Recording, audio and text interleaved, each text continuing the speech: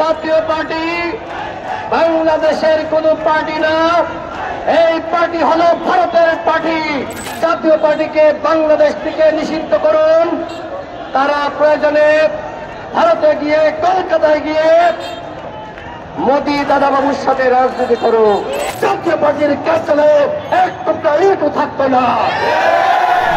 আপনারা জানেন গত 29 আগস্ট গণ অধিকার পরিষদের কেন্দ্রীয় কার্যালয়ের সামনে পুলিশ এবং সেনাবাহিনীর কতিপয় সদস্য গণ অধিকার পরিষদের সংগ্রামী সভাপতি নুরুল হক নূর সহ আমাদের শতাধিক নেতাকর্মীর উপরে বর্বর হামলা চালিয়ে রক্তাক্ত করেছে।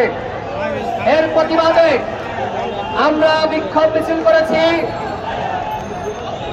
মশাল মিছিল করেছি, আজকে অবরোধ কর্মসূচি পালন করছি।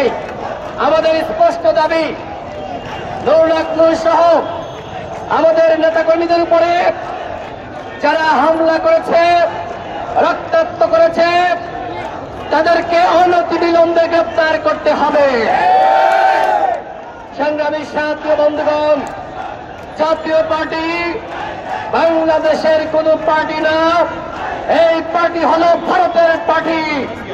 সুতরাং বাংলাদেশে জাতীয় পার্টির রাজনীতি নিষিদ্ধ করার মাধ্যমে হাসিনার মতন জেমকাদেরকে ভারতে পাঠাতে হবে। জাতীয় পার্টির 14 দল এই বাংলাদেশে আর কোন রাজনীতি করতে পারবে না। আওয়ামী লীগের সাংগঠনিক কার্যক্রম নিষিদ্ধ হয়েছে। আওয়ামী লীগ বাংলাদেশের কোন দল ছিল না, বাংলাদেশে তারা রাজনীতি করতে পারছে না। তারা এখন কলকাতায় তাদের অফিস খুলেছে। আমি সরকারকে বলবো, জাতীয় পার্টিকে বাংলাদেশ থেকে নিষিদ্ধ করুন। তারা প্রয়োজনে ভারতে গিয়ে কলকাতায় গিয়ে মোদী দাদাবাবুর সাথে রাজনীতি করুক, আমাদের কোনো আপত্তি নাই। এই যে স্বরাষ্ট্র উপদেষ্টা আমাদের উপর হামলা হলো, তিনি কি করলেন? তার কাজ কি? তিনি কি জানতেন না আমাদের উপর হামলা হয়েছে? এখনো পর্যন্ত তিনি কোনো বক্তব্য দেননি।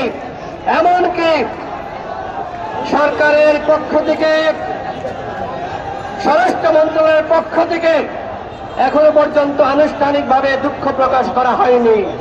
তার মানে এই যে আমাদের উপর হামলা হয়েছে, এই হামলার নির্দেশদাতা এই স্বরাষ্ট্র উপদেষ্টা। সুতরাং আমি প্রধান উপদেষ্টাকে বলতে চাই, শুধুমাত্র দুঃখ প্রকাশ করলে আর সহমর্মিত প্রকাশ করে নুরুল হক নূরকে বিদেশ পাঠালেই চলবে না। এই স্বরাষ্ট্র উপদেষ্টাকে বহিষ্কার করতে হবে। আমাদের 3 দাবি। প্রথম দাবি হল, যারা এই হামলায় জড়িত তাদেরকে চিহ্নিত করে গ্রেফতার করতে হবে এবং তাদের বিরুদ্ধে ব্যবস্থা গ্রহণ করতে হবে। জাতীয় পার্টিকে ফ্যাসিস্ট পার্টি আওয়ামী লীগের দোসর হিসেবে চিহ্নিত করে তাদের সাংগঠনিক কার্যক্রম নিষিদ্ধ করতে হবে এবং আমাদেরকে রক্তাক্ত করা হয়েছে, নুরুল হক নূরকে রক্তাক্ত করা হয়েছে। এই কারণে জাতীয় পার্টিকে নিষিদ্ধ করতে হবে। আমরা স্পষ্ট কথা বলি, কোন লুকিয়ে লুকিয়ে ভিতরে রেখে রেখে কথা বলি না। আপনারা জানেন আমাদের কার্যালয়ে 23টি রাজনৈতিক দল একসাথে হয়ে আমরা অঙ্গীকারবদ্ধ হয়েছি, বাংলাদেশে আওয়ামী লীগ, জাতীয় পার্টি এবং তার দোসররা রাজনীতি করতে পারবে না। প্রত্যেকটা রাজনৈতিক দল আওয়ামী লীগ, জাতীয় পার্টি এবং 14 দলের বিচার দাবি করেছে। যারা ফ্যাসিবাদ বিরোধী শক্তি, আমরা সবাই ঐক্যবদ্ধভাবে আগামী 5 সেপ্টেম্বর বিকাল 3টায়, রোজ শুক্রবার, আমি আবারও বলছি, আগামী 5 সেপ্টেম্বর রোজ শুক্রবার বিকাল 3টায় শাহবাগে ফ্যাসিবাদ বিরোধী শক্তির সংহতি সমাবেশ অনুষ্ঠিত হবে। এই সমাবেশে যে রাজনৈতিক দলগুলো আমরা একসাথে একতাবদ্ধ হয়েছি, আওয়ামী লীগ, জাতীয় পার্টি এবং 14 দলের বিতরের দাবিতে প্রত্যেকটা রাজনৈতিক দল সেখানে উপস্থিত থাকবে, তাদের নেতাকর্মীরা উপস্থিত থাকবে। আমরা সেখানে গণজমায়েত করে সরকারের উদ্দেশ্যে বলতে চাই, আওয়ামী লীগ গেছে যে পথে চাপা যাবে সেই পথে। আওয়ামী লীগ বাংলাদেশে রাজনীতি করতে পারে নাই, জাতীয় পার্টির 14 দল বাংলাদেশে রাজনীতি করতে পারবে না। সর্বশেষ বলবো আমরা সরকারকে গতকাল ধন্যবাদ জানিয়েছি। সরকার প্রধানের পক্ষ থেকে নূরকে বিদেশে উন্নত চিকিৎসার ব্যবস্থা গ্রহণ করা হয়েছে। একই সাথে আজকে একটি বিচার বিভাগীয় তদন্ত কমিটি গঠিত হয়েছে। আমরা প্রধান উপদেষ্টার উদ্দেশ্যে বলতে চাই, আপনারা তদন্ত করুন, তদন্ত করে বের করুন ওদের এত বড় দুঃসাহস কিভাবে হয় গণ অধিকার পরিষদের কার্যালয়ের সামনে গণ অধিকার পরিষদের সভাপতি নূর সহ আমাদের নেতা কর্মীদের উপরে সাংবাদিক সম্মেলন করা অবস্থায় হামলা চালায়। ওদের এত বড় দুঃসাহস কিভাবে হয় আমাদের কার্যালয়ের ভিতর প্রবেশ করে হামলা চালায়। ওদের এত বড় দুঃসাহস কিভাবে হয় বাথরুমের মধ্যে যারা আশ্রয় নিয়েছিল দরজা ভেঙে ভেঙে তাদেরকে বের করে রক্তাক্ত করে। এই সকল ঘটনার সুষ্ঠু তদন্ত হতে হবে। নূরের উপর হামলা মানে এই গণপ্রত্যানের উপর হামলা। আজকে হয়তো নূরকে রক্তাক্ত করে ঢাকা মেডিকেলের আইসিইউতে পাঠানো হয়েছে, আগামীকাল আপনার পালা। সুতরাং আমরা চাই না এই ধরনের ঘটনা আর ঘটুক। আর যে কারণে এই ঘটনার অবশ্যই সুষ্ঠু তদন্ত এবং বিচার হতে হবে। স্বরাষ্ট্র উপদেষ্টার পদত্যাগ করতে হবে, জাতীয় পার্টিকে অবশ্যই নিষিদ্ধ করতে হবে। আমি দেশবাসীর কাছে আমি ক্ষমা চাচ্ছি, ঢাকাবাসীর কাছে ক্ষমা চাচ্ছি। আজকে আপনাদেরকে কষ্ট দিয়ে এখানে অবরোধ কর্মসূচি পালন করা হচ্ছে। আপনারা অনেকে বিরক্ত হয়েছেন, আমি আপনাদের কাছে ক্ষমা চাচ্ছি। এইটা আমাদের একটি প্রতিবাদ ছিল। এইভাবে প্রতিবাদ না করলে সরকার কানে শোনে না। সরকারকে আমরা কিন্তু সময় দিয়েছি এবং আমরা এটিও জানিয়েছি আমরা রাষ্ট্রে বিশৃঙ্খলা তৈরি হোক, আমরা কিন্তু সেটি চাই না। আমরা এই সরকারকে সহযোগিতা করছি। এই সরকার আমাদের সরকার। গতকাল গণ অধিকার পরিষদের সাথে মাননীয় প্রধান উপদেষ্টার বৈঠক হয়েছে। সেখানে দলের পক্ষ থেকে আমি স্পষ্টভাবে সরকার প্রধানকে জানিয়েছি, আপনাদের ভুলগুলো নিয়ে আমরা সমালোচনা করি, তবে আপনারা ব্যর্থ হন, আমরা সেটি চাই না।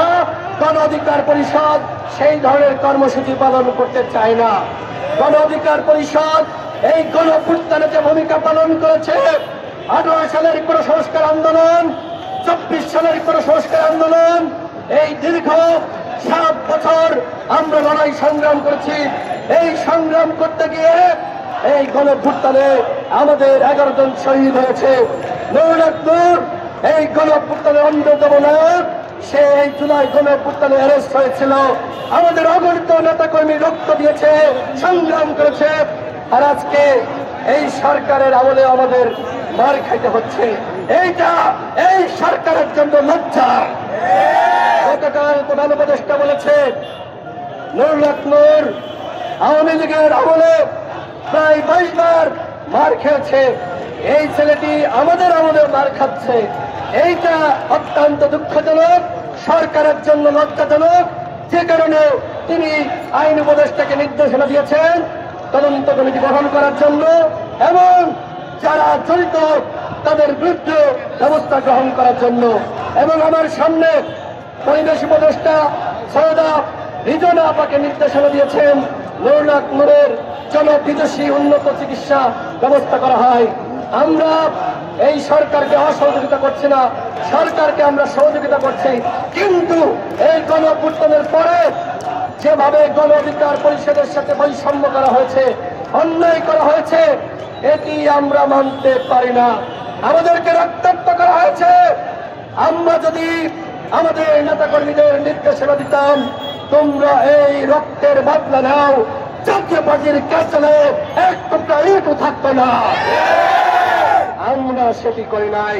আমরা যদি আমাদের নেতাকর্মীদেরকে নির্দেশনা দিতাম, জিএম কাদের, শামীম হায়দার পাটোয়ারি, তার অস্তিত্ব রাখা যাবে না। জিএম কাদের, শামীম হায়দার পাটোয়ারি সে কিন্তু আব্বা আব্বা বলে ভারতে পালাইতো। আমরা আইন নিজের হাতে তুলে নিই নাই, আমরা সরকারের দিকে তাকিয়েছি। সরকার এই অন্যায় এবং হামলার কি ধরনের ব্যবস্থা গ্রহণ করে। সর্বশেষ বলতে চাই, আমরা কিন্তু এই ঘটনায় আমরা পুরো সেনাবাহিনী এবং পুরো পুলিশ বাহিনীকে দোষারোপ করছি না। এই বাহিনীর মধ্যে যারা ফাঁসিবাদের দোষর রয়েছে, যারা আমাদের উপর হামলা চালিয়েছে, আমাদের বন্ধুকে লাঞ্ছিত করেছে, কার্যালয়ে হামলা চালিয়েছে, তাদের বিরুদ্ধে ব্যবস্থা নেওয়ার জন্য আমরা আহ্বান জানিয়েছি। আমরা বলেছি সেনাবাহিনী, পুলিশ বাহিনী, তাদের বেতন আমাদের ভ্যাট এবং ট্যাক্সের টাকায় দেওয়া হয়। এই বাহিনী আমাদের বাহিনী, আমরা পুরো বাহিনীকে কোনোভাবে দোষারোপ করি নাই। তবে এই বাহিনীর মধ্যে যারা ঘাপটি মেরে থাকা আওয়ামী দোষর রয়েছে, তাদের বিরুদ্ধে ব্যবস্থা নেওয়ার আহ্বান জানিয়েছি সরকারকে। আমরা আজকে এই অবরোধ প্রত্যাহার করছি। আমরা আগামী শুক্রবার, আমি আবারও ঘোষণা করছি আমাদের পরবর্তী কর্মসূচি আগামী 5 সেপ্টেম্বর রোজ শুক্রবার বিকাল 3 ঘটিকায় শাহবাগের জাদুঘরের সামনে আমাদের পরবর্তী কর্মসূচি ফাঁসিবাদ বিরোধী শক্তির সংহতি সমাবেশ। সেই সমাবেশে দলে দলে আপনাদেরকে উপস্থিত হওয়ার আহ্বান জানাচ্ছি। শুক্রবারের সমাবেশ বিকাল 3টার সমাবেশ, 5 সেপ্টেম্বরের সমাবেশে আপনারা দলে দলে যোগ দিন, সফল করুন। আমাদের সাথে অন্যায় করা হয়েছে, রক্তাক্ত করা হয়েছে, আমাদেরকে আইসিইউতে পাঠানো হয়েছে, অবশ্যই এর বিচার হতেই হবে এবং স্বরাষ্ট্র উপদেষ্টাকে বদলাপ করতে হবে, জাতীয় পার্টিকে নিষিদ্ধ করতে হবে।